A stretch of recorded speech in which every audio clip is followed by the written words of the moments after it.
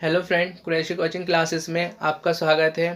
तो आज हम एक न्यू चैप्टर स्टार्ट करते हैं जिसका नाम है the principal of mathematical induction. Short में हम इसे पीएमआई कहते हैं। PMI means principal of mathematical induction. तो इसमें हम क्या करते थे, क्लास 11th में हमने पढ़ रखा है इसे। सपोज पी एन कोई हमें स्टेटमेंट दिया हुआ है, P N is a given statement. P N हमें एक स्टेटमेंट दे रखा है जहां पर N belongs to N, means N एक नेचुरल नंबर है। तो इसके लिए फर्स्ट कंडीशन क्या होती थी, the statement is true for N equal to one. तो हम एन इक्वल टू वन रख के देखते थे कि स्टेटमेंट ट्रू है या नहीं है, और सारे ही केसेस में देखते थे एन इक्वल टू वन के लिए स्टेटमेंट क्या होता था, ट्रू होता था। अब एन इक्वल टू वन इसमें रखेंगे तो मतलब क्या मिलेगा हमें, पी वन। तो पी वन इज ट्रू, तो हमें पी वन ट्रू मिलता था। अब हम एन इक्वल टू वन रख के चेक कर लिया, फिर एन इक्वल टू के रखते थे। If P N is true for N equal to K, फिर के इज सम पॉजिटिव इंटीजर, के कोई पॉजिटिव इंटीजर है। तो पी एन के लिए हमने देखा कि मान लेते थे एन इक्वल टू वन के लिए ट्रू था, के लिए ट्रू है। फिर उसके बाद में एन इक्वल टू के प्लस वन के लिए प्रूव करते थे कि ये इसके लिए ट्रू हो जाता है। और जब ये इसके लिए ट्रू होता था तो हम कहते थे the given statement P N is true for all N belongs to N, मतलब सारे ही नेचुरल नंबर के लिए ट्रू है। तो इस चैप्टर में भी हम यही करेंगे, लेकिन हम इन सारे स्टेप्स को फॉलो नहीं करेंगे। हम यहाँ पर शॉर्ट मेथड अपनाएंगे। N equal to one, two, maximum three, ये वैल्यू रखने के बाद में चेक करेंगे। फिर हमें जो चार ऑप्शन दे रखे होंगे, वन, टू, थ्री, फोर, उनमें से अगर एन इक्वल टू वन रखने के बाद में एक दो ऑप्शन कट जा रहे होंगे, टू रखने के बाद में बचा हुआ एक ऑप्शन कट जा रहा होगा, तो रिमेनिंग जो ऑप्शन होगा वही हमारा आंसर होगा। अगर एन इक्वल टू वन इस तरह से नहीं कट रहे होंगे तो हम एन इक्वल टू थ्री आगे बढ़ेंगे, थ्री, फोर, फाइव इस तरह से। तो हम देखेंगे कि हम किस तरह से क्वेश्चन करेंगे। तो हमारा काम यही है, प्रिंसिपल ऑफ मैथमेटिकल इंडक्शन में हमें कोई भी स्टेटमेंट पी एन दे रखा है तो उसमें हम N equal to one, two, three, four की सारी वैल्यू रख के सेटिस्फाई करेंगे, या एन की वैल्यू निकालेंगे, या फिर sigma N, sum of N term देखेंगे। तो इनमें से ज्यादातर में वन, टू रखने के बाद में ही हो जाएगा सॉल्व। नाउ देखो, जब हम क्वेश्चन सॉल्व करेंगे तो उसमें हमें कहीं कहीं इन फॉर्मूलों की जरूरत पड़ जाएगी। तो देखते हैं सम इम्पोर्टेंट फॉर्मूले related to PMI, principle of mathematical induction. तो पीएमआई से रिलेटेड कुछ इंपॉर्टेंट फॉर्मूले हैं। First sigma N. Sigma N क्या होता है, सिग्मा एन का मतलब one plus two plus three up to N, मतलब sum of first N natural number. और आप जानते हो ये क्या होता है, N into N plus one upon two. अब क्या है, sigma N square means one square plus two square plus three square up to n square, मतलब sum of square of first N natural number. ये भी आप जानते हो, n into N plus one into two n plus one upon six होता है। Next देखो sigma n cube. Sigma n cube क्या है, one cube, three cube, one cube, two cube, three cube up to n cube, मतलब sum of cube of first n natural number, जितने भी first n natural number है उन सबका cube. तो इसके लिए फॉर्मूला होता है N into N plus one upon two, इस पूरे का होल स्क्वायर। इसको अगर हम स्क्वायर को अलग हटाएं तो इसे एन स्क्वायर लिख सकते हैं, एन प्लस वन का स्क्वायर और दो का स्क्वायर चार। और ध्यान से देखो, जैसे n into N plus one upon two है क्या, असल में ये है N into N plus one upon two, जिसकी वैल्यू है सिग्मा एन। इसका स्क्वायर है तो सिग्मा एन का स्क्वायर कर देंगे। तो इसको हम ऐसे भी लिख सकते हैं, sigma n cube, this sigma n cube equal to sigma N का whole square. Sigma n four, यहाँ पे सब में पावर फोर हो जाएगी, means sum of fourth power of first n natural number. जितने भी फर्स्ट एंड नेचुरल नंबर है उन सब की फोर्थ पावर का सम। इसके लिए फॉर्मूला होता है N into N plus one two n plus one, ये यहाँ तक तो सेम रहता है। N into N plus one two n plus one upon 30 हो जाता है, बस इसे याद रखना है, three n square plus three n minus one, minus one, three n, ये वाला टर्म जुड़ा है बस इसमें, यहाँ सिक्स था यहाँ 30 हो रहा है, बाकी ऊपर वाला तो एक ही ऐसा ही एन स्क्वायर में, n into N plus one two n plus one, three n square plus three n minus one upon 30। तो इसके लिए ये फॉर्मूला होता है। इस चैप्टर में ज़्यादा थ्योरी तो नहीं है, जितनी थी कंप्लीट हो गई है। बस डायरेक्ट क्वेश्चन पर आते हैं। देखो फर्स्ट क्वेश्चन है, one plus three square plus three cube up to three की power n minus one, this is equal to question mark. मतलब ये जो नंबर्स हैं इन सबका सम क्या होगा। फर्स्ट ऑप्शन दे रखा है थ्री की power n upon two plus two, three की power n upon two minus one, three की power n upon two plus one, या फिर थ्री की power n minus one upon two. तो इनमें से चार में से एक ऑप्शन करेक्ट होगा। तो ये बहुत ज़्यादा सिंपल क्वेश्चन है। तो गिवन स्टेटमेंट है, इसको हमने पी एन मान लिया। पी एन क्या है, one plus three square plus three cube up to three की पावर एन माइनस वन। अब हमारा काम है एन की वैल्यू रखना। 1 2 3 इस तरह से सारी वैल्यू रख के चेक करते हैं। तो पहली बार में हमने n इक्वल टू 1 रखा, n इक्वल टू 1 रखने के बाद में हमें p1 क्या मिलेगा, तो केवल एक ही टर्म आएगा, तो 1 आ गया, p1 हमारा 1 आ रहा है। तो मतलब सम जो होगा यहाँ पर n इक्वल टू 1 रखने पर 1 आना चाहिए, तो वही ऑप्शन करेक्ट हो जाएगा। तो यहाँ पर 1 रखेंगे फर्स्ट ऑप्शन में, तो 3/2 + 2, तो 2 दूनी 4 और 3 7, 7/2, क्या ये 1 के इक्वल है, नहीं है, तो इसका मतलब फर्स्ट ऑप्शन इनकरेक्ट हो जाएगा। अब दूसरा देखो, 3 की पावर n/2 -1, n की जगह 1 रखेंगे 3/2 -1, तो 3/2 -1, 3 - 2/2, 3 में से 2 गया 1, 1/2, क्या हाफ 1 के इक्वल है, नहीं है, इसका मतलब सेकंड में इनकरेक्ट हो जाएगा। थर्ड देखो, n की जगह 1 रखेंगे तो 3/2 + 1, 3/2 + 1, 3 + 2 मीन्स 5, 5/2, क्या ये 1 के इक्वल है, ये भी 1 के इक्वल नहीं है, तो थर्ड इनकरेक्ट हो जाएगा। चौथा चेक करने की जरूरत नहीं है, अगर करना चाहो तो देखो, n इक्वल टू 1 रखते हैं तो 3 - 1/2, 3 में से 1 गया 2, 2/2 1, तो ये तो 1 खुद ही आ गया, तो p1 1 हो गया, तो मतलब फोर्थ ऑप्शन करेक्ट हो जाएगा।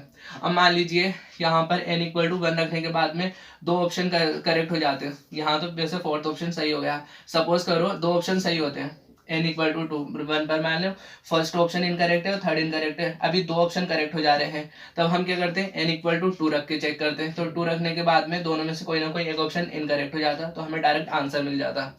ठीक है, ये तो था जनरल मेथड, अगर हमें इस तरह से निकालना हो, लेकिन असल में ये है क्या, 1 + 3 + 3² + 3³ अप टू 3 की पावर n-1, तो इसको ध्यान से देखने पर हमें क्या पता चलता है, ये एक जीपी ज्योमेट्रिक प्रोग्रेशन है, और कैसी जीपी है, ये फाइनाइट जीपी है, this is a finite GP.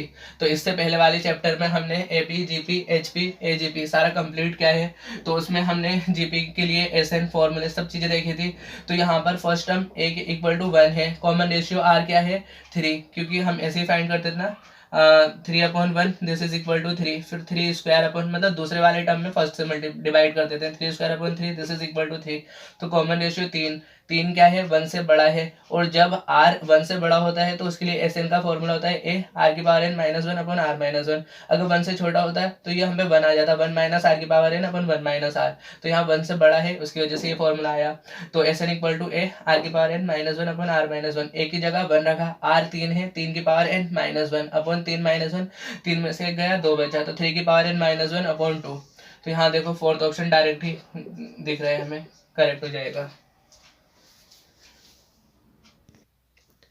Now next question है, the sum of n terms of the series 1 + 1/1 + 2 + 1/1 + 2 + 3 plus up to plus 1/1 + 2 + 3 up to n is first option 2n/n + 1, second option 3n/n + 2, third option 2n² n + 1, fourth option 3n/n - 1।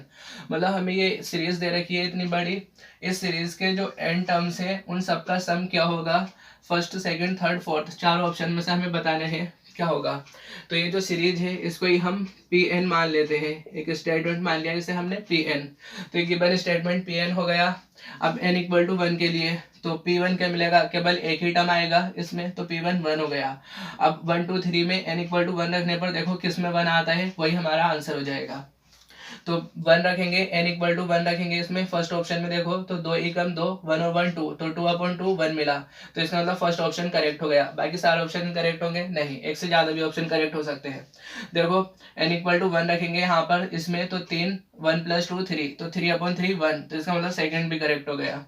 अब third देखो, n equal to 1 रखा तो 2/1 + 1 2, तो 2/2 1, तो इसका मतलब third भी correct हो गया। क्या इसके तीनों आंसर करेक्ट होंगे?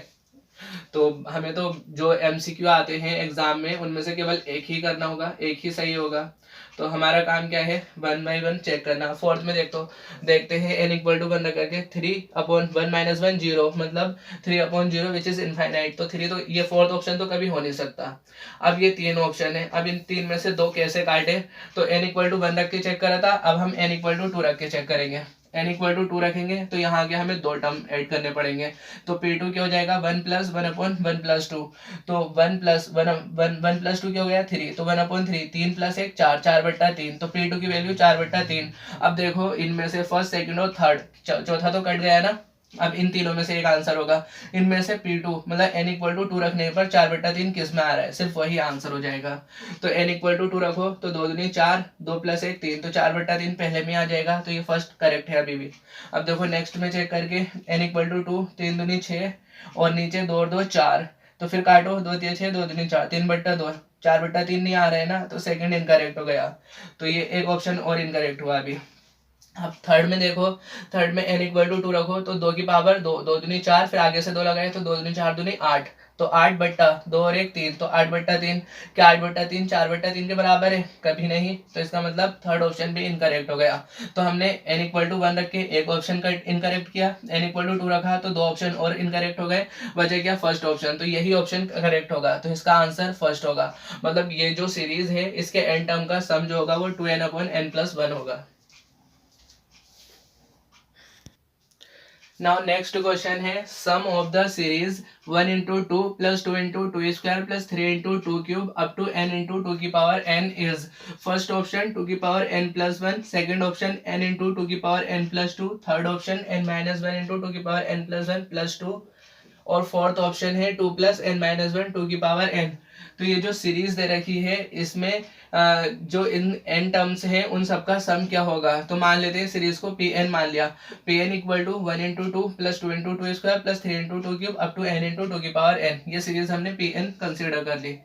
अब n इक्वल टू 1 रखेंगे, तो n इक्वल टू 1 देखने पर P1 फर्स्ट टर्म मिलेगा 1 × 2, तो पहला टर्म 2 आ जाएगा।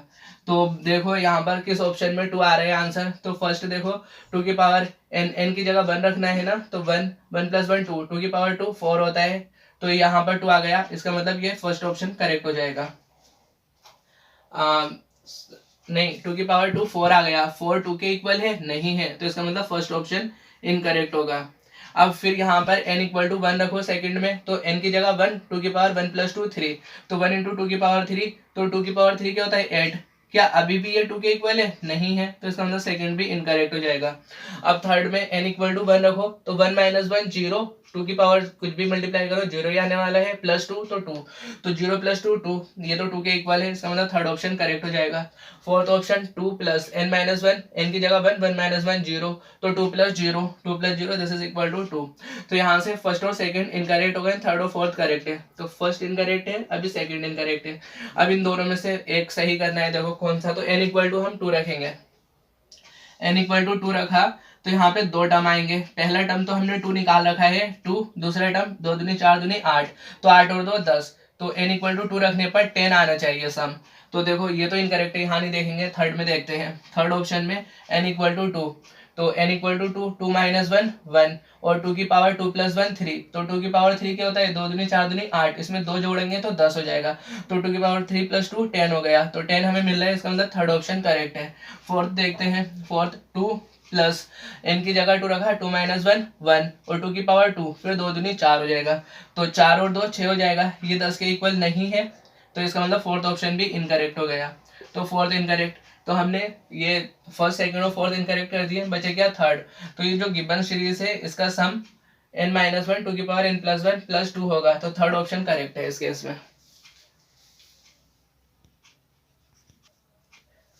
नेक्स्ट क्वेश्चन है the sum of n terms of the series 1² + 1² + 2² + 1² + 2² + 3² up to and so on is first option n × n+1 2n+1/6, second option n × n+1 2n-1/6, third option n × n+1 का whole square n+2/12, fourth option n² n+1 का whole square 12। तो ये question engineering exam में आया हुआ है, PET Rajasthan 99। तो इस क्वेश्चन में भी बस वही करेंगे, जो गिवन स्टेटमेंट है इसे Pn मान लेंगे, Pn मान लिया। n इक्वल टू 1 रख करके देखते हैं, n इक्वल टू 1 रखेंगे तो पहला टर्म, तो 1 का स्क्वायर 1 ही मिलेगा, तो n इक्वल टू 1 रखने पर 1 देखो किस किस में आ रहा है, फर्स्ट ऑप्शन में रखो 1 1 + 1 2 और 2 + 1 3, तो 2 × 3/6, तो 3 दूनी 6, तो 1, तो मतलब फर्स्ट ऑप्शन करेक्ट हो गया। ना इसके बाद सेकेंड ऑप्शन में देखते हैं, n इक्वल टू 1 रखेंगे तो यहाँ पे 1 1 और 1 2, और 2 - 1 1, तो 1 2 × 1, अब अपॉन में 6 है तो ये 1/3 आएगा, तो क्या ये 1 के इक्वल है नहीं है, तो इसका मतलब सेकंड इनकरेक्ट, फर्स्ट ट्रू है भी, सेकंड इनकरेक्ट हो गया। अब थर्ड ऑप्शन में देखते हैं, n इक्वल टू 1 रखेंगे 1 और 1 प्लस 1 का होल स्क्वायर मीन्स 2, दो दो दूनी 4 हो जाएगा, और 1 प्लस 2 3/12, तो 3 चौक 12, एक बार आ जाएगा, तो ये 1 आ गया, तो इसका मतलब थर्ड भी करेक्ट है। अब फोर्थ देखते हैं। फोर्थ में n इक्वल टू 1 रखो, 1 का स्क्वायर 1 मिलेगा, 1 प्लस 1 2, 2 का स्क्वायर 4/12, तो 4 दिया 12, तो 1/3, तो ये भी 1 नहीं आ रहा है, तो इसका मतलब फोर्थ इनकरेक्ट। तो अभी कौन कौन से सेकंड और फोर्थ इनकरेक्ट हुए हैं? सेकंड इनकरेक्ट, फोर्थ इनकरेक्ट, तो जो हमारा आंसर है फर्स्ट या थर्ड में से हो सकता है। अब n इक्वल टू 2 रखते हैं, n इक्वल टू 2 रखेंगे तो इसके दो टर्म आएंगे, पहला टर्म तो 1 था, दूसरा टर्म 1 स्क्वायर प्लस 2 स्क्वायर, ये भी ऐड हो जाएगा इसमें, तो 1 स्क्वायर 1, 2 स्क्वायर 4, तो 4 और 2 6, तो P2 हमें 6 मिल गया। अब n इक्वल टू 2 फर्स्ट और थर्ड ऑप्शन में रख के देखते हैं, तो फर्स्ट में रखो n इक्वल टू 2, तो यहाँ मिलेगा 2, दूसरे में 2 प्लस 1 3, और 2 दूनी 4 और 1 5/6, 2 3 जा 6, 5 मिला यहाँ से, जबकि सम क्या आ रहा है 6 आ रहा है, तो यहाँ से ये फर्स्ट ऑप्शन इनकरेक्ट हो गया। फर्स्ट ऑप्शन इनकरेक्ट है, बचा क्या थर्ड, थर्ड ही करेक्ट होगा। चेक करते हैं, n इक्वल टू 2 रख के देखते हैं, तो 2, तो 2 प्लस 1 3, 3 स्क्वायर 9 हो जाएगा, तो 2 प्लस 2 4। अब यहाँ से देखो 4 से काट दो, 3 बार कटा, 3 से ये 3 बार, फिर 3 दूनी 6, तो इसका मतलब 6, सम 6 आ रहा है, तो इसका मतलब थर्ड ऑप्शन ही करेक्ट है, बाकी सारे इनकरेक्ट होंगे। नाउ नेक्स्ट क्वेश्चन है 1/√1 plus √3 plus 1/√3 plus √5 plus 1/5 plus √7 up to n terms is equal to, मतलब ये सीरीज दे रखी है, इन सब के बीच में सम का साइन है, हमें n टर्म तक इसका सम बताना है, क्या होगा √2n प्लस 1, या फिर 1/√2n plus 1 up to n/√2n plus 1, या फिर n/√2n प्लस 1 माइनस 1, यहाँ प्लस 1 है। तो ये क्वेश्चन पीईटी राजस्थान 2001 और यूपीएससी 2002 में आया हुआ है। तो इसको हम दो ही मेथड से कर सकते हैं। First n equal to 1, n equal to 2, इस तरह से रख करके देखेंगे कि पहला टर्म ये मिलेगा, इस तरह से देखेंगे कौन से इसको सेटिस्फाई कर रहा है या नहीं कर रहा है, या फिर इसको जनरल मेथड से करते हैं। तो हम इसको देखो ध्यान से देखते हैं, तो यहाँ पर √1 पहले टर्म देखते हैं सब में, ऊपर तो 1 1 चल रहा है, नीचे √1 √3 √5, तो इसको हम √2n माइनस 1 नहीं लिख सकते। n इक्वल टू 1 होगा तो 2 माइनस 1 1 मिल जाएगा, n इक्वल टू 2 होगा तो 2 दूनी 4 माइनस 1 3 मिल जाएगा, n इक्वल टू 6 3 होगा तो 6 माइनस 1 5 मिल जाएगा। अब दूसरे टर्म की बात करते हैं, तो दूसरा टर्म को हम 2n प्लस 1 नहीं लिख सकते क्या? n इक्वल टू 1 होगा तो 2 प्लस 1 3 मिल जाएगा, n इक्वल टू 2 होगा 3 दूनी 6 प्लस 1, n इक्वल टू 2 2 दूनी 4 और 1 5 मिल जाएगा, n इक्वल टू 3 होगा 3 दूनी 6 और 1 7 मिल जाएगा। इस तरह से फर्स्ट टर्म को हम √2n माइनस 1, सेकेंड टर्म को √2n प्लस 1 लिख सकते हैं। तो इसका nth टर्म क्या हो जाएगा, tn होगा 1/√2n minus 1 plus √2n plus 1। अब क्या करना है, tn को हमने रेशनलाइजेशन कर दिया, तो ऊपर नीचे √2n माइनस 1 प्लस, इसको हमने पहले प्लस वाले को पहले लिख दिया √2n प्लस 1, फिर बाद में माइनस वाले को लिखा प्लस √2n माइनस 1, ऊपर नीचे फिर रेशनलाइजेशन कर देंगे, ये दोनों ऐसे रहेंगे, बीच में प्लस की जगह माइनस आ जाएगा, तो √2n plus 1 minus √2n minus 1 अपन √2n plus 1 minus √2n minus 1, तो 1 से इसे मल्टीप्लाई करेंगे तो ये ऊपर तो ऐसे ही आ जाएगा, नीचे a प्लस बी और a माइनस बी का फॉर्मूला लग जाएगा, a square minus b square, तो स्क्वायर से दोनों के रूट हट जाएंगे, तो पहले क्या मिलेगा 2n प्लस 1, फिर माइनस करके मिलेगा 2n माइनस 1, तो यहाँ से माइनस खोलेंगे तो 2n माइनस का 2n प्लस का आपस में कैंसिल हो जाएंगे, प्लस 1 और ये माइनस माइनस प्लस 1 2 हो जाएगा, तो ये अपॉन में 2 आया, तो इसे 1/2 लिख दिया हमने, और बचा क्या है ऊपर √2n plus 1 minus √2n minus 1, ये SN ये TN आ गया, TN सम n टर्म। अब हमें चाहिए क्या था, सम चाहिए, sum means SN sum of n term, तो जैसे ही हम TN में सिग्मा लगाएंगे तो SN मिल जाएगा, SN क्या होगा sigma sum of n term, जितने भी टर्म्स हैं उन सबका सम SN हो जाएगा। अब 1/2, अब ये टर्म्स ये आए हैं तो इसमें n इक्वल टू 1 2 3 4 करके लास्ट में n तक रखते जाएंगे, सबका सम आ जाएगा, तो जैसे ही n इक्वल टू 1 रखेंगे इसमें तो √2 प्लस 1 3 हो जाएगा, माइनस 2 माइनस 1 1, तो अंडर नेक्स्ट टर्म क्या मिलेगा, 2 रखो 2 दूनी 4 और 1 5, √5 फिर माइनस 2 दूनी 4 में से गया 3, इसी तरह से लास्ट में यही टर्म आ जाएगा। अब इनमें देखो यहाँ का पहला टर्म यहाँ का दूसरे टर्म से कैंसिल हो रहा है, मतलब पहला टर्म दूसरे टर्म से, पहला टर्म दूसरे टर्म से, तो लास्ट में भी दूसरा ही टर्म कैंसिल होगा, बचे क्या √2n प्लस 1 और यहाँ पे माइनस √1 को 1 भी लिख सकते हैं, तो 1/2 बाहर से है और √2n प्लस 1 माइनस 1 हो गया। अब क्या किया, अब इसका फिर रेशनलाइजेशन कर दिया, 1/2 ऐसे ही, √2n+1 -1 ऐसे ही, इंटू ये ही इसी से रेशनलाइजेशन करेंगे, √2n+1 +1 अपॉन √2n+1 +1, यहाँ माइनस था तो दोनों जगह प्लस ले लिया। अब क्या करेंगे, 1/2 तो बाहर आ गया, ये a minus b a plus b, तो इसका फॉर्मूला लग जाएगा a² + b², a minus b a plus b a² - b², तो स्क्वायर से रूट कैंसिल हुआ तो 2n+1 मिलेगा, -1 अपॉन में √2n+1 +1 ऐसे ही, -1 से +1 कैंसिल, इस 2 से ये 2 कैंसिल, तो ऊपर n अपॉन नीचे √2n+1 +1 साथ में आ गया। तो इसमें देखो third option n upon √2n+1 +1, तो थर्ड ऑप्शन करेक्ट होगा, बाकी सारे ऑप्शन इनकरेक्ट हो जाएंगे।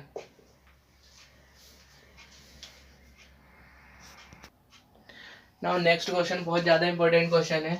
If Sn equal to 1/6 × 11 + 1/11 × 16 + 1/16 × 21 up to n terms, then 6Sn is equal to, मतलब एक सीरीज दे रखी है, इसमें Sn हमें निकालना है, उसके बाद में जो इस सीरीज का सम आएगा उसे 6 से मल्टीप्लाई करना है, तब जाकर के 6Sn की वैल्यू बतानी है, क्योंकि first option 1/5n + 1, second option n/5n + 6, third option 2n - 1/5n + 6, fourth option 2n + 1/5n + 6। तो ये क्वेश्चन कर्नाटका CET 2006 में आया हुआ है, CET कंबाइंड इंजीनियरिंग टेस्ट। तो देखो गिवन क्या है, Sn इक्वल टू, अगर हम इनको देखें ध्यान से तो 11 में से 6 जाएगा, 5 बचेगा, 16 में से 11 5, 21 में से 16 5, मतलब हर जगह कॉमन डिफरेंस 5 आ रहा है। तो क्यों ना इस पूरी सीरीज को ऊपर नीचे 5 से मल्टीप्लाई और डिवाइड कर दें, तो मल्टीप्लाई और डिवाइड करा तो 1/5 लिख दिया। अब ऊपर 5 होगा तो 5 से सारे टर्म्स को मल्टीप्लाई करना पड़ेगा, 5 5 5 सब जगह आएगा।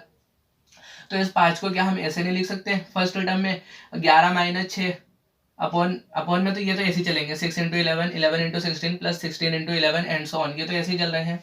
ऊपर जो 5 है उस 5 को हमने ऐसे लिख सकते हैं, 11 - 6 5 आएगा, फिर 16 - 11 5 आएगा, 21 - 16 5 आएगा, ठीक है, ऐसा कर सकते हैं।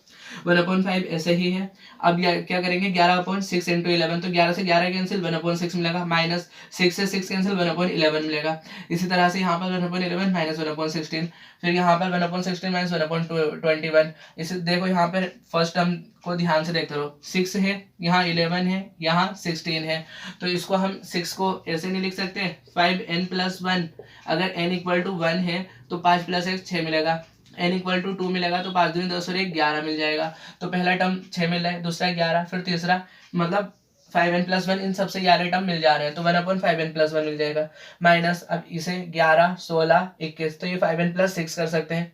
n इक्वल टू 1 करो तो 5 और 6 11, दूसरा टर्म 11 मिल गया। n इक्वल टू 2, 5 दूनी 10 और 6 16, तो 16 मिल रहा है। n इक्वल टू 3, 5 × 15 और 6 21 मिल जा रहे हैं। तो हम दूसरे टर्म को ऐसे लिख सकते हैं, अप टू n टर्म्स तक चल रहा था, तो n टर्म हमने बता दिया ये टर्म होगा। अब देखो यहाँ पर -1/11 + 1/11, मतलब इसका दूसरा टर्म और इसका पहला टर्म आपस में कट जा रहे हैं, तो इसका दूसरा, इसका पहला, इसका दूसरा, इसका पहला, ठीक है। बचा क्या, 1/6 माइनस 1/5n + 6, ये बचा।